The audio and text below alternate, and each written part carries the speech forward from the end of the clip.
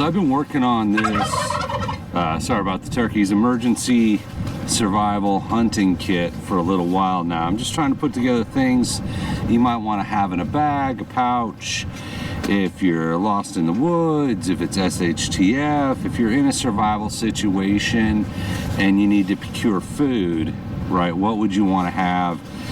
So right now this bag weighs 2 pounds, 12 ounces. So that may be too much for you, right? It may be something you say, hey, I can add some more stuff. So really what you have in here is really going to depend on you and your situation, but I've been working on the bag and looking for advice, anything you think I'm missing, anything you would want to add in. And I know people are going to say, hey, if it's SHTF, you know, like in the last Great Depression, you won't be able to hunt, right? Everyone's going to be out hunting for food and there won't be any animals. And I get that. Really depends on the situation, depends on the scenario. Doesn't hurt to be prepared, right? So I'm trying to pull together as many things as I can in a small bag for food procurement in a survival situation. So I'm going to start laying it all out. It's a little bit windy, so we'll see how this goes.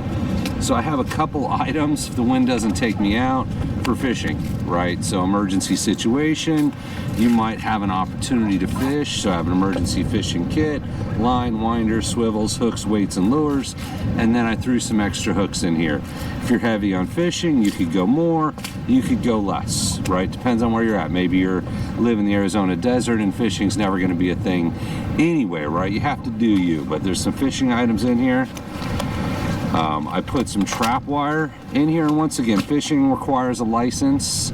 Trapping, probably depending on where you live, also requires a license. So you gotta, you gotta do you here, right?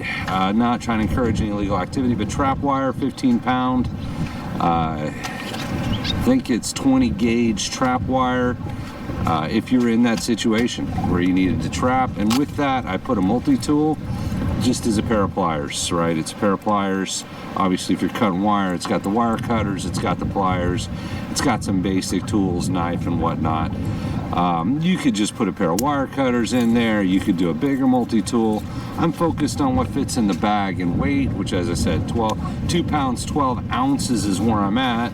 So you got your trapping, you've got your fishing, right? Now this, I've shown this before. It's a 5-in-1 multi-tool. It's actually a fire starter. It's a whistle. It's a compass. It's all in here. So it's something you could have, right? Whether you want to be able to start fires, you got a striker. There's a ferro rod in here. Kind of a general survival tool, not necessarily exactly related to, say, hunting, but it is fire starting, right? So if you're hunting, if you get fish, if you get small game, you're going to want to make a fire. So I thought something like that's worthwhile. Certainly optional for you. A couple more items on the fishing side here as I take it apart. I did the auto fishing reels, got a pack of 3. They're mechanical fishing yo-yo traps, so you set them up. If the fish hits it, it's going to pull it back in. So you got another item on the fishing side. Now I'm adding this knife. It's a folding fillet knife, so this would help with fishing, but also skinning if you catch anything on the traps.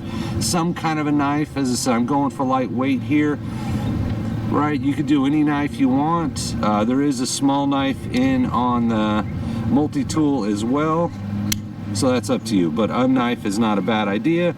And if you got a knife, I'm putting a knife sharpener in here. Then I have a mini slingshot, right? So if you're looking for small game, if you're in a survival situation, mini slingshot, you could do some hunting, right? You're not taking down deer with this, but a mini slingshot's not a bad idea. And then I've got 100 rounds of ammo for the slingshot, right? So something you might be interested in. You can always pick up rocks and stuff like that along the way, but some kind of a super basic hunting. And then I put in a game call. Right, maybe you call the game, might not be necessary. Just trying to come up with some options here. Now I did add the Pocket Guide to Field Dressing. It's a short book. I think once you've read it, maybe you don't need it, but it's got a lot of good information in here, so it could be an optional if you haven't processed a lot of animals, something like that could be useful. And then this is my last item in here, which is the edible wild plants. So even if all the animals are hunted out and post-apocalyptic, there might be some edible plants. So you got your foraging, right? It has all the North American, maybe not all, but familiar North American species for edible plants. So you have your foraging, you've got some hunting, you've got your fishing, you have your trapping, a little fire starting, some really basic tools. 2 pounds, 12 ounces, fits all nicely in this little pouch. So the idea, once again, it's a backup. It's an emergency food procurement kit. If you're out, you're camping, whatever you're doing, make sure you got your licenses. And you need a couple extra options to survive, to replenish your food supply. So just something I'm putting together, right? Don't see a lot of these out there.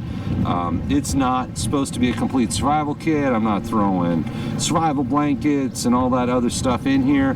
This is kind of your multi-purpose, so you do have a fire starter, a whistle, a compass, and whatnot. You've got a multi-tool, but it's really focused on the food procurement. So I'm absolutely looking for any thoughts, any ideas, anything you would add in. Not so much takeout, maybe, right, as I said, like the Pocket Guide to Field Dressing. Steve Gilbert, if you've already read it, if you've already processed a lot of animals, this may not have a lot of value, right? And if you're going based on weight, you could maybe pull that out. I like the idea of the foraging guide because there's pictures and descriptions of the different edible plants. So if you need to forage for food, unless you're just an expert on food foraging, that could certainly help you out.